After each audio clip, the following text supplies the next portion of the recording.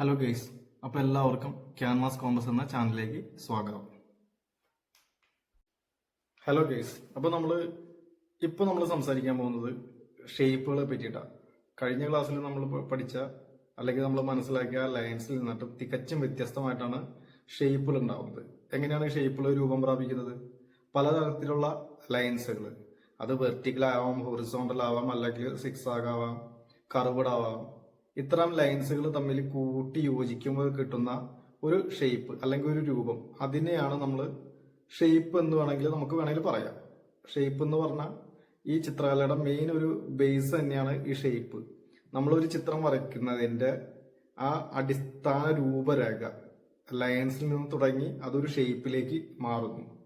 അതിന് ഏറ്റവും ഉദാഹരണത്തിന് കുറച്ച് ഷേപ്പുകൾ നമ്മൾ മനസ്സിലാക്കണം. നമ്മൾ കാണുന്ന കുറച്ച് ഷേപ്പുകൾ എന്ന് പറഞ്ഞിട്ടുണ്ടെങ്കിൽ സർക്കിൾ ഉണ്ട്, ട്രയാങ്കിൾ ഉണ്ട്, റെക്ടാങ്കിൾ ഉണ്ട്, സ്ക്വയർ ഉണ്ട്, ഓവൽ ഉണ്ട്. ഇത്തരം നമ്മൾ നിത്യം കാണുന്ന കുറെ ഷേപ്പുകളാണ്. ഇത്തരം ഷേപ്പുകളെല്ലാം നമുക്ക് എല്ലായിടത്തും നോക്കി, പ്രകൃതിയിലെല്ലാം അവിടത്ത് നോക്കിയിട്ടുണ്ടെങ്കിൽ ഇത്തരം ഷേപ്പുകൾ നമുക്ക് കാണാൻ പറ്റും. അതുകൂടാതെ തന്നെ ഇത്തരം ഷേപ്പുകൾ ജോമെട്രിക് ഷേപ്പുകൾ എന്നറിയപ്പെടുന്നു. ഇത് കൂടാതെ തന്നെ വേറെ കുറച്ച് ഷേപ്പുകളുണ്ട്. ഉദാഹരണത്തിന് ഇലകളുടെ ഷേപ്പ്, ആകാശത്തിലെ മേഘങ്ങളുടെ ഷേപ്പ്, അതുപോലെ തന്നെ ഫ്രൂട്ട്സിന്റെ ഷേപ്പ്, പൂക്കളുടെ ഷേപ്പ്. ഇതൊക്കെ നാച്ചുറൽ നമ്മൾ പ്രകൃതിയിൽ കാണപ്പെടുന്ന ഇതൊക്കെയാണ്. ഇതിനെ നമുക്ക് എന്ത് പറയാം? ഓർഗാനിക് ഷേപ്പുകൾ എന്ന് വേണമെങ്കിൽ നമുക്ക് പറയാം. അപ്പോൾ ഈ ഷേപ്പുകൾ നമുക്കൊരു ചിത്രം വരയ്ക്കുന്നതിന് വളരെയധികം എളുപ്പമാണ്. കാരണം നമ്മളൊരു ചിത്രം വരച്ചു തുടങ്ങുമ്പോൾ, ഉദാഹരണത്തിന് നമ്മളിപ്പോൾ ഒരു ഫേസ് വരച്ചു തുടങ്ങുകയാണെന്ന് വിചാരിക്കുക. ഒരാളുടെ ഫേസ് വരച്ചു തുടങ്ങിയാണ്. നമ്മളപ്പോൾ അതിനെന്ത് രൂപമായിരിക്കും നമ്മൾ കാണുന്നത്? അതിനൊരു ഓവൽ ഷേപ്പ്. അതായത് ഈ ഒരു ഓവൽ ഷേപ്പ് ഉണ്ടെന്ന് നമുക്ക് പെട്ടെന്ന് അതിൽ കാണാൻ കഴിയും. അതുപോലെ തന്നെ നമ്മളിപ്പോൾ ഒരു ബസ് വരയ്ക്കുന്നുണ്ട്, അല്ലെങ്കിൽ ഒരു ചതുരത്തിലുള്ള ബസ് വരയ്ക്കുന്നുണ്ടെങ്കിൽ ആ ബസ് എങ്ങനെയായിരിക്കും? ഒരു റെക്ടാങ്കിൾ ടൈപ്പിലായിരിക്കും, അല്ലെ? അതിന്റെ ആ ഒരു ഷേപ്പ് പോകുന്നത് റെക്ടാങ്കിൾ ഷേപ്പിലായിരിക്കും. ഇനി ഇത് കൂടാതെ നമ്മൾ ഒരു ഇല വരയ്ക്കുന്നുണ്ടെങ്കിൽ അതിന് അതിൻ്റെതായിട്ടുള്ള ഒരു ഇതുണ്ടാവും, ഒരു നാച്ചുറൽ ഫോം ഉണ്ടാവും. അതിപ്പോ അതിനെ നമുക്ക് ഓർഗാനിക് ഷേപ്പ് എന്ന് വേണമെങ്കിൽ കൂടി നമുക്ക് പറയാം. ഇതുപോലുള്ള പലതരത്തിലുള്ള ഷേപ്പിലുള്ള ഇലകൾ നമുക്ക് വേണമെങ്കിൽ കാണാൻ കഴിയും. അപ്പൊ ഇത്തരം ഷേപ്പുകളെല്ലാം നമ്മുടെ ചിത്രരചനയിൽ നമുക്ക് ആ ചിത്രം നല്ല രീതിയിൽ വരയ്ക്കുന്നതിന് സഹായിക്കുന്നത് ഇത്തരം ഷേപ്പുകളാണ്. ആ ഷേപ്പുകൾ നമുക്ക് ഓരോ വസ്തുവിന്റെയും ഷേപ്പുകൾ നമ്മൾ മനസ്സിലാക്കിയിട്ടുണ്ടെങ്കിൽ നമുക്ക് ചിത്രം വരയ്ക്കുമ്പോൾ നമുക്ക് വളരെ എളുപ്പമായിരിക്കും. ഉദാഹരണത്തിന് ഇപ്പൊ ഈ ഒരു ഓവൽ ഷേപ്പ് വെച്ചിട്ട് നമുക്കൊരു ഫിഗർ ചെയ്യണം. അപ്പൊ നമ്മൾ ഒരാളുടെ ഫിഗർ നോക്കുമ്പോൾ നമുക്ക് ആ ആളുടെ ഫേസ് ഒരു ഓവൽ ഷേപ്പിലാണെന്ന് നമ്മൾ മനസ്സിലാക്കുന്നു. പിന്നീട് അതിൻ്റെതായിട്ടുള്ള കുറച്ച് രൂപങ്ങളൊക്കെ മാറ്റി കൊടുത്തിട്ടുണ്ടെങ്കിൽ കുറച്ച് ഇതൊക്കെ നമ്മൾ ലൈൻസുകളൊക്കെ കൂട്ടിച്ചേർത്താൽ നമുക്കൊരു ഫിഗറായിട്ട് നമുക്കത് മാറ്റാൻ നമുക്ക് എളുപ്പം കഴിയും. അതുപോലെ നമ്മൾ കാണുന്ന എല്ലാ വസ്തുക്കളിലും എല്ലാ ഷേപ്പുകളിലും നമുക്ക് അതിലൂടെ നമുക്കൊരു ചിത്രം ക്രിയേറ്റ് ചെയ്ത് എടുക്കാൻ നമുക്ക് കഴിയും. അപ്പൊ ഷേപ്പുകൾ എന്ന് പറഞ്ഞിട്ടുണ്ടെങ്കിൽ ഇത്രയൊക്കെയുള്ള ഷേപ്പിനെ പറ്റിയിട്ട് ഏറ്റവും കുറഞ്ഞ രീതിയിൽ നമ്മൾ ഇങ്ങനെ മനസ്സിലാക്കേണ്ട കാര്യമുള്ളൂ. നമ്മൾക്ക് ചിത്രരചനയിൽ നമ്മളൊരു ചിത്രം വരയ്ക്കുന്നതിന് ഏറ്റവും പ്രധാനപ്പെട്ട ഒരു ഘടകമാണ് ഷേപ്പ് എന്നുള്ള കാര്യം. അപ്പൊ ഈ ഷേപ്പ് നമ്മൾ ഏതൊരു വസ്തുവിന്റെ മനസ്സിലാക്കി വെച്ചിട്ടുണ്ടെങ്കിൽ നമുക്ക് ചിത്രം വരയ്ക്കാനായിട്ട് വളരെ എളുപ്പമായിരിക്കും. അതുപോലെ തന്നെ നമ്മൾ മനസ്സിലാക്കിയ ഈ ഷേപ്പുകൾക്ക് ഒരു നീളം ഒരു വീതിയും ഉണ്ടായിരിക്കും.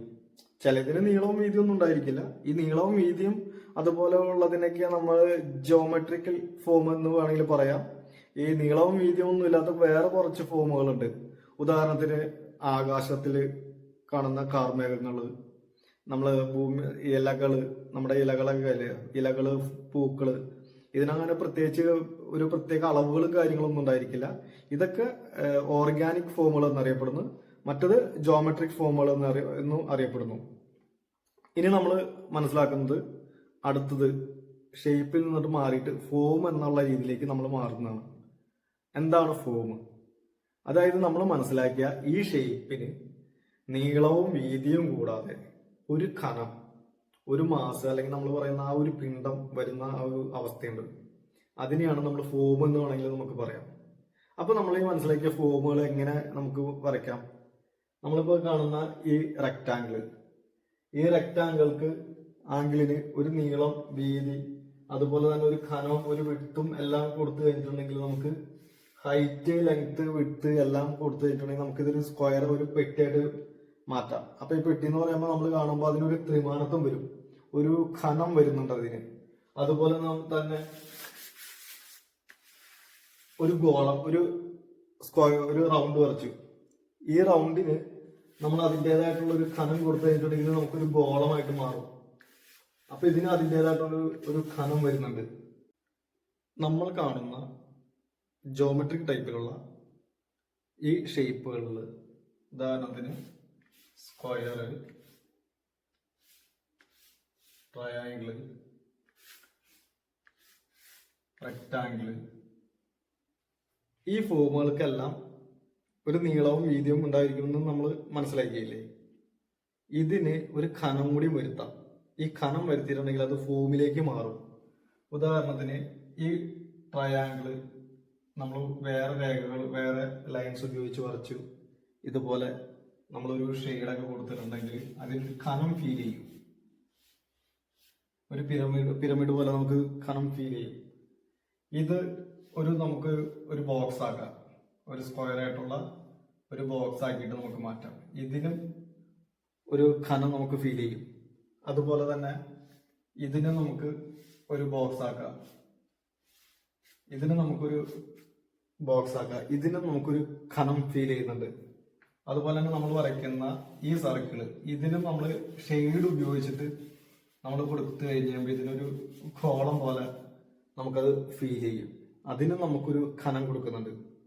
അപ്പൊ ഈ ഷേപ്പിൽ നിന്നിട്ട് ഇതുപോലെ അവസ്ഥയിലേക്ക് മാറുന്നതിനാണ് നമ്മൾ ഫോം എന്ന് പറയാ.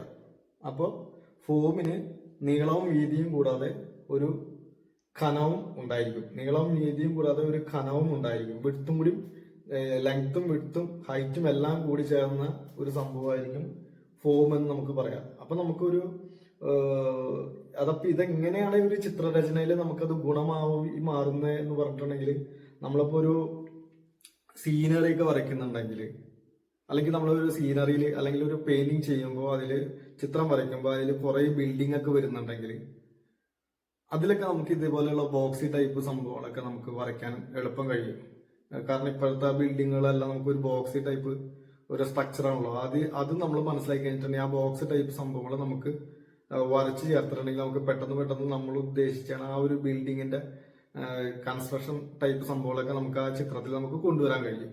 അതുപോലെ തന്നെ ഈ ട്രയാങ്കിളൊക്കെ നമുക്ക് ചിത്രത്തിൽ നമ്മൾ കൊണ്ടുവന്നിട്ടുണ്ടെങ്കിൽ നമുക്ക് എളുപ്പത്തിന് നമുക്ക് മലകള്, കുന്നുകൾ, അതുപോലുള്ള സംഭവങ്ങളൊക്കെ നമുക്ക് വരയ്ക്കാനായിട്ട് എളുപ്പം കഴിയും.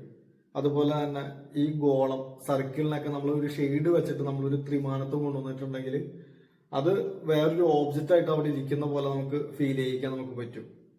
ഊരിണ്ടിട്ടുള്ള ഒരു ഫീലിങ്സ് ഒക്കെ നമുക്ക് കൊണ്ടുവരാനായിട്ട് ഇതുപോലുള്ള ഫോമുകളിലൂടെ നമുക്ക് പറ്റും. അപ്പൊ ചിത്രരചനയിൽ മെയിനായിട്ട് ഒഴിച്ചുകൂടാൻ പറ്റാത്ത ഒരു സംഭവമാണ് ഈ ഫോമിൽ നിന്നിട്ട് മാറിയിട്ട് ഷേപ്പിലേക്ക് വരുമ്പോൾ നമ്മൾ കാണുന്നത്. അതായത് നമ്മൾ കാണുന്ന ഒരു വസ്തുവിന് ഒരു ലൈൻസിൽ തുടങ്ങിയിട്ട് ലൈൻസിൽ നിന്ന് ഷേപ്പിലേക്ക് മാറുന്നു.